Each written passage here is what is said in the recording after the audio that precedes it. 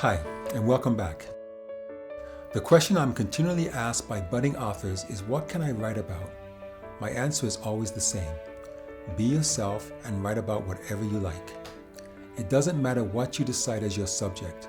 All you should really care about is that the topic you choose is the topic you enjoy.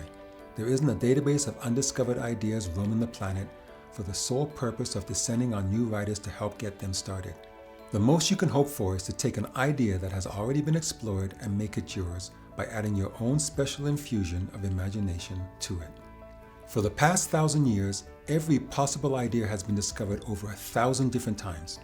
Every novel, movie, and even sitcom has been influenced in some way by the ideas that came before it. Bridget Jones's Diary by Helen Fielding got the idea from Jane Austen's Pride and Prejudice.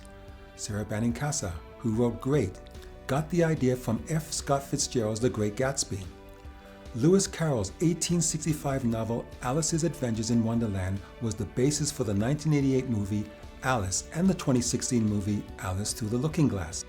And as far as sitcoms go, Three's Company has been copied a multitude of times, but as groundbreaking as this show is, it's not an original.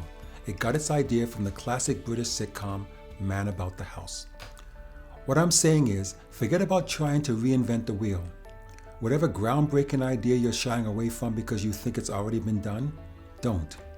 Instead, keep this simple thought in mind. It's never been done before by you. And if you think about it, that's really all you need to concern yourself with.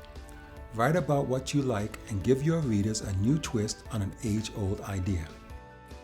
Oscar Wilde said it best with his quote, "Just be yourself. Everyone else is taken." Thanks for joining, and I'll see you next week.